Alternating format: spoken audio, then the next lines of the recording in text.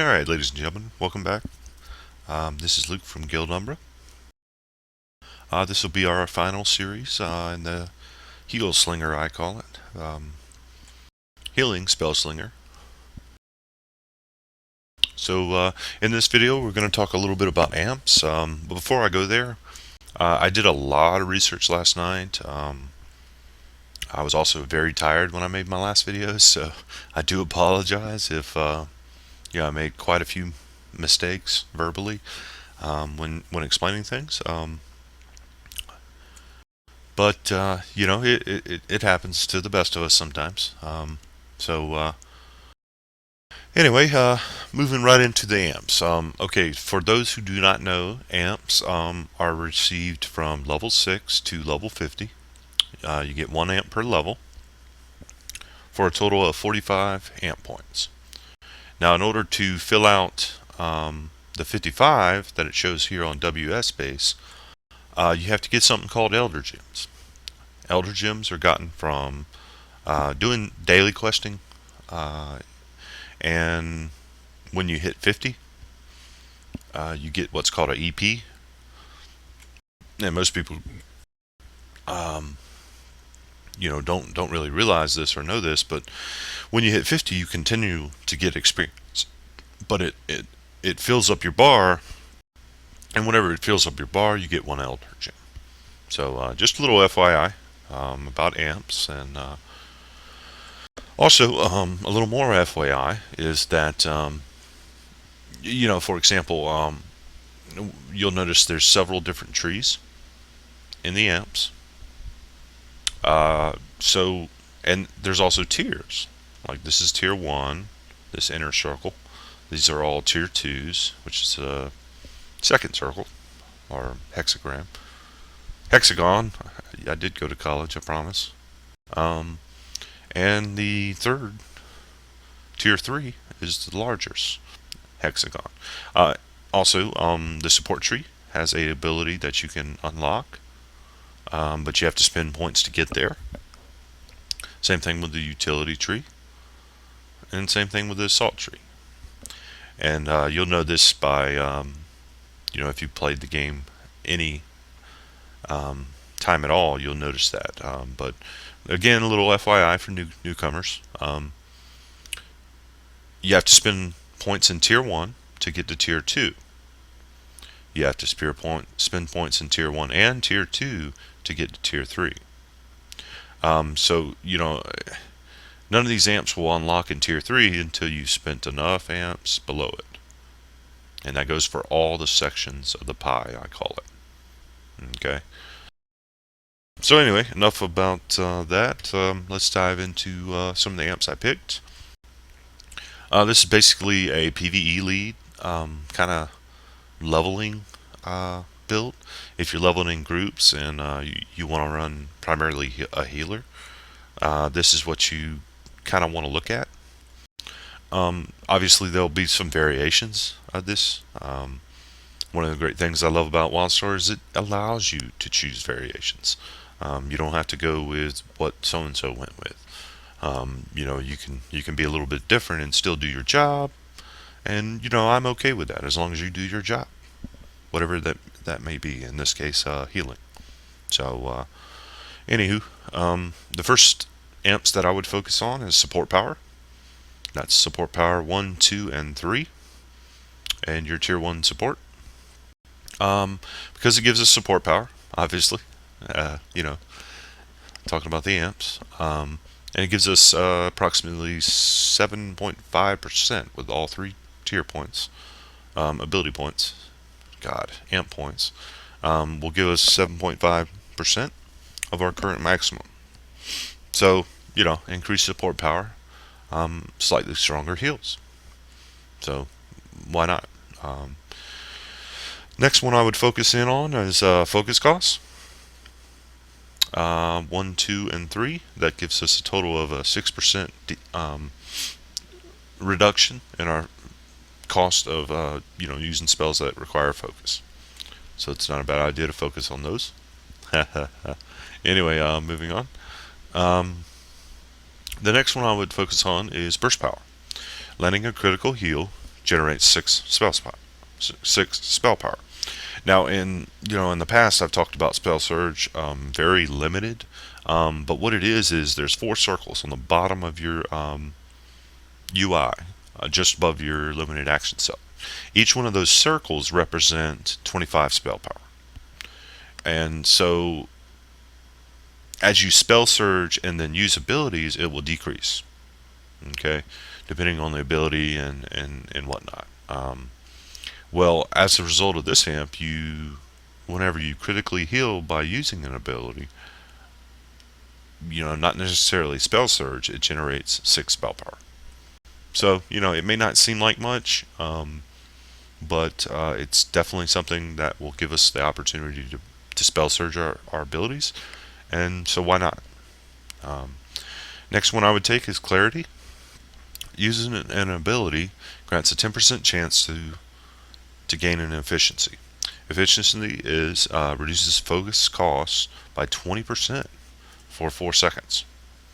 So again, another way for us to maybe not have to focus so hard on focus recovery rating, because we have amps that help us out with that. Obviously we're going to want some on our gear anyway, but this helps with that. Okay. Augmented armor. Landing a heal on an ally affected by affinity, runes of protection, or healing salve, applies a defense. The defense is that it increases armor rating by 8% for 10 seconds. Now, in the past, we've had amps that are similar to this, but let me explain something. That armor is broken down to physical, magical, and tech resistance. Okay? It's a combination of all three of those. And in the past, there's been amps that only affected one of those resistances. Okay?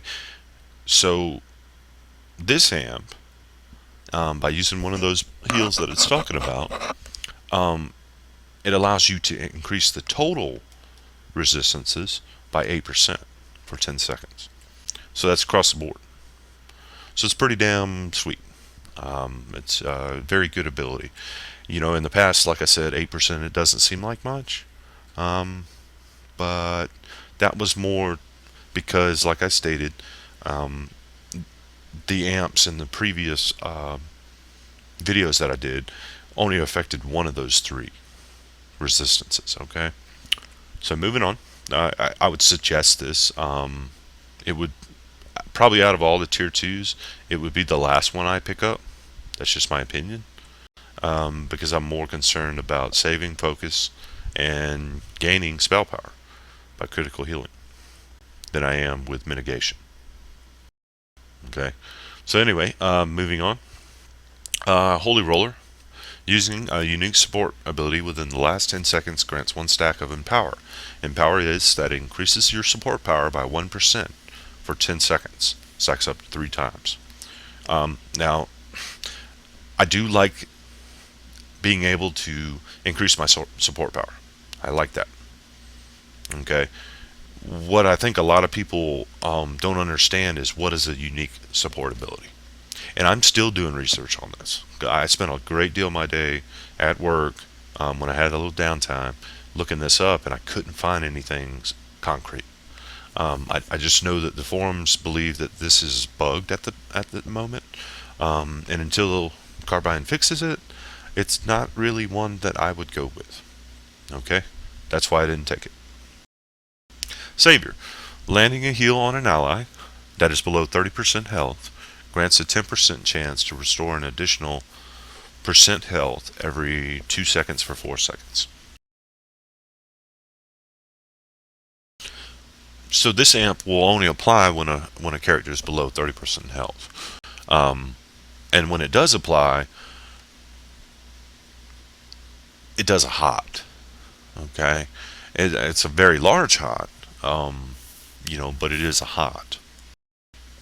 And so you got to read between the lines too here. When an ally is below 30% health, it grants a 10% chance to restore that. So this is not something that's going to proc very often in my opinion. 1 out of 10 doesn't happen often. So, that's my reasoning for not taking it. So anyway, moving on. Healing Torrent, I talked about in my abilities overview as being a very nice ability, so I won't go into it too much, other than the fact that I use this amp to unlock it. Okay, moving on. Desperation. While your focus is below 100, after 2 seconds, generate 60 focus every 2 seconds for 8 seconds. Can only occur every 120 seconds. So this effect can only happen every 2 minutes. So while I do like the fact that this is very similar to another amp, I believe it's the Medic healing amp in the same area, pretty much. While it's similar, at this point in time, since I'm only rounding out my character to 50, I'm not putting elder points in yet. I chose not to get this ability. If you feel that you need it that bad, then by all means take it. My only issue with this is, I found just in my limited healing experience that I very rarely even dip below 100 focus. Okay, I have so many other forms of regeneration for my focus with amps below this, and focus recovery rating.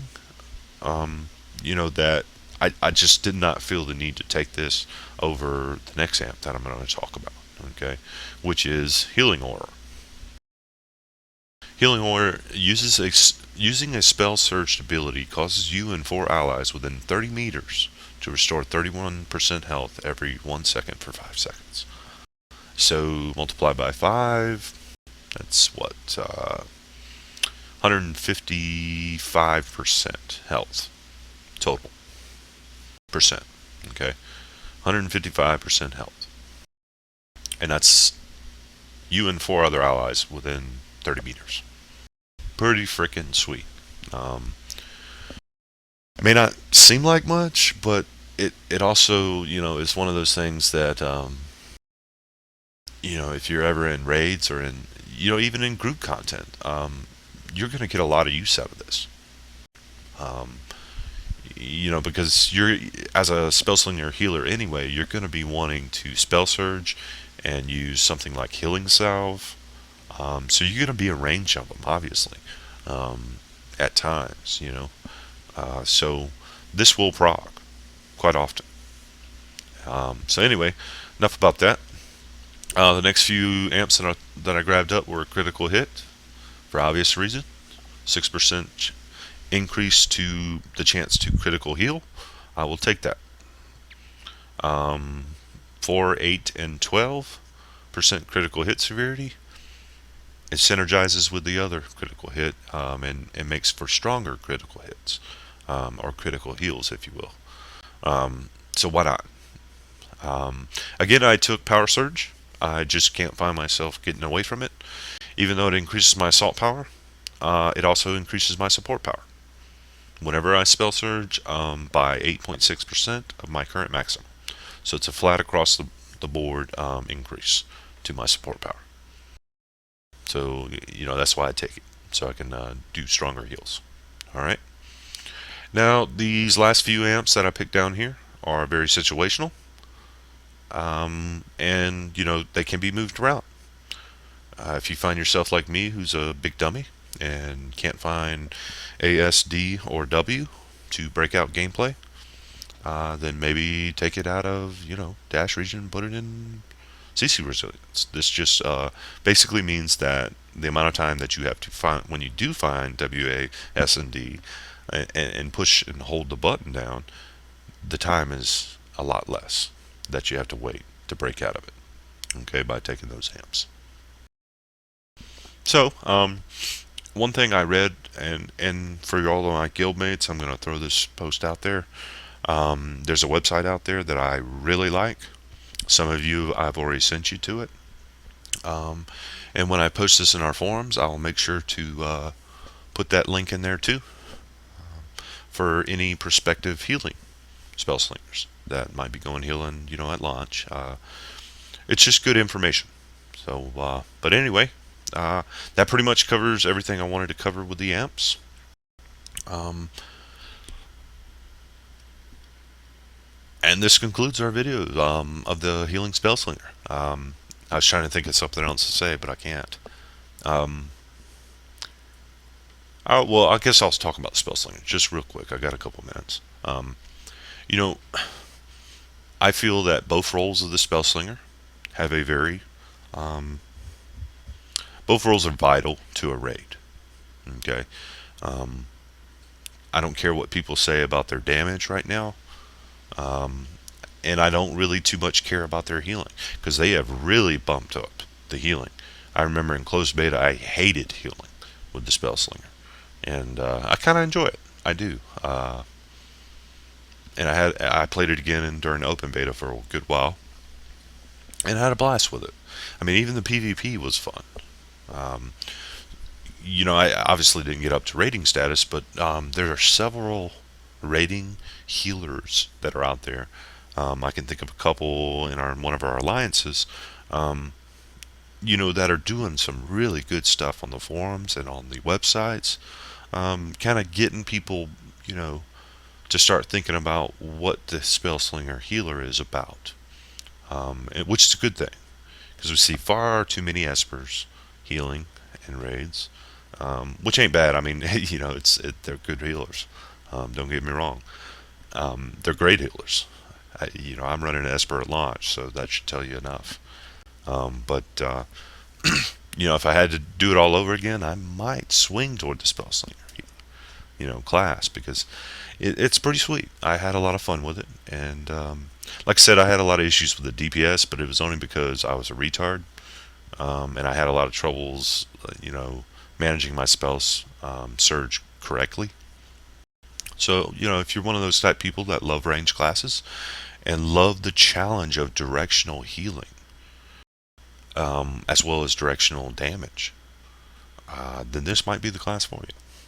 If you want to be more of a targeted type class, then you might want to go somewhere else. Because this is a very difficult class to master. I can tell you that right now. The learning curve is very high.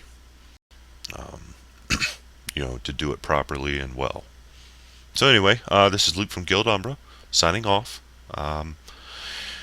If you like what you saw, follow me on Twitch. Big Dog LB is the Twitch account name. And if you want to see some more videos like this, if you are one of those YouTube users, hit that like button and follow me, subscribe to me, so you can also see my new videos popping out.